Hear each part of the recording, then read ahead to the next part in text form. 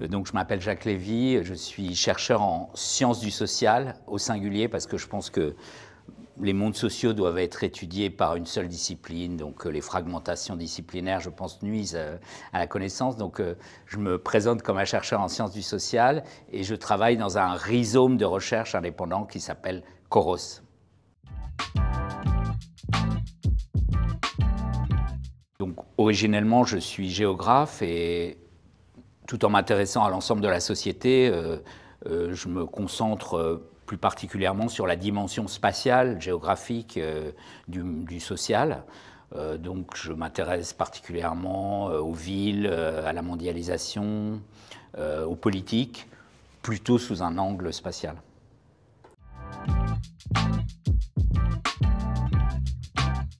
Je ne suis pas du tout un spécialiste du sujet.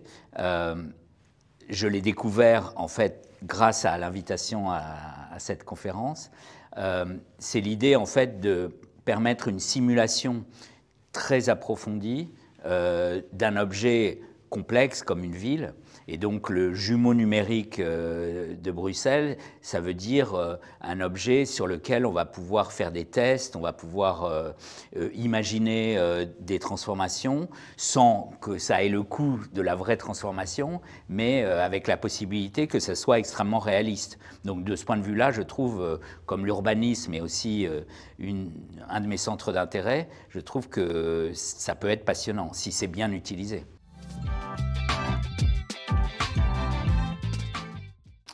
Oui, alors je peux raconter l'expérience que je suis en train de vivre depuis 2 ans. Ce n'est pas à proprement parler de l'intelligence artificielle, c'est plutôt des big data.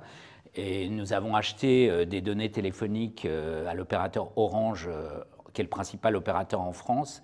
Et donc nous savons en gros combien il y a de personnes dans chacune des 50 000 zones qui constituent le territoire français et à chaque heure. Donc c'est une grosse collection de données et une très grande précision spatiale et temporelle.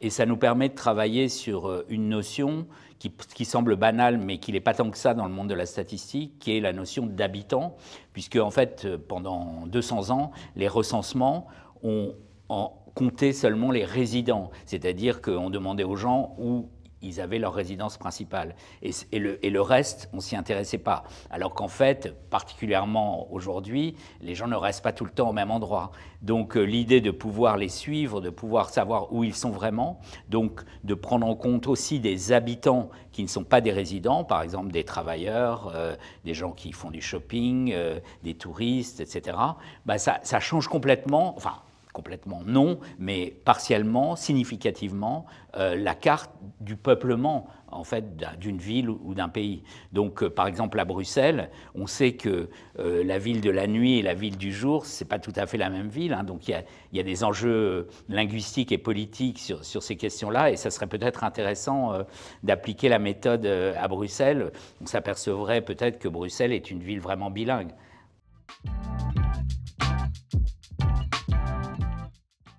Alors c'est vrai qu'avec les navigateurs du type Google Maps ou autres, il y a une familiarité avec la carte qui est bénéfique parce que l'immense majorité des gens ne savent pas utiliser, lire une carte classique.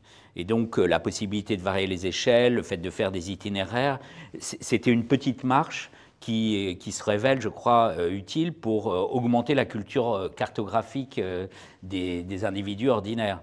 Et cela étant, quand il est question par exemple d'urbanisme, là ça devient plus technique et beaucoup d'habitants, même quand on les invite dans des ateliers participatifs, ils ont une difficulté technique, donc l'apprentissage de la lecture des documents d'urbanisme, par exemple, me semble très utile, ça peut aller assez vite, mais pour que les habitants ordinaires se situent au même niveau que les professionnels et les décideurs politiques.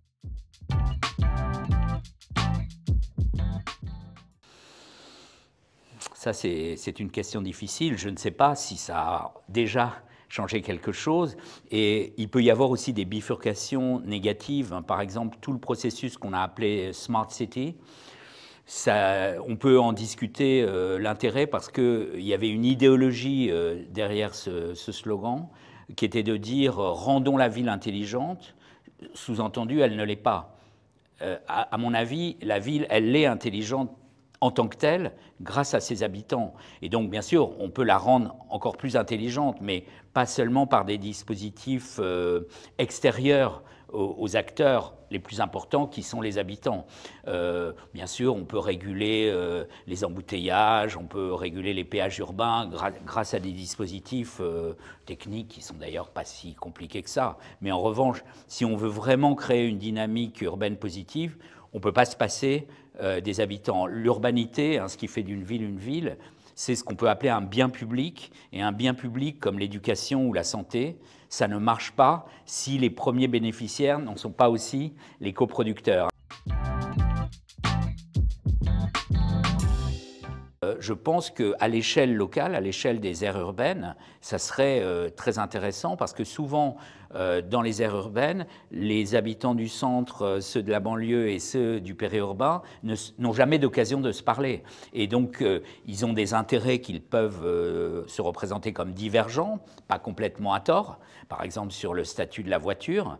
Et donc, ce serait extrêmement utile à tout le monde, y compris aux élus, qu'il y ait des moments où les citoyens puissent discuter entre eux, poser les choses, faire appel à des experts s'ils le veulent, en inversant un peu le rapport habituel où ce sont les experts ou les élus qui se prétendent être les profs des citoyens. Non, en fait, là, dans une convention citoyenne, les citoyens disent « Tiens, je voudrais en savoir plus sur ce sujet, je voudrais savoir si telle mesure a déjà été prise ».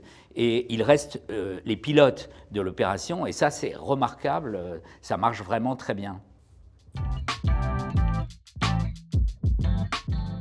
Si on donne aux habitants la place qui leur revient, ils verront tout le bénéfice des outils les plus divers, des technologies numériques les plus innovantes qui leur permettent d'encore mieux être des citoyens grâce à elles.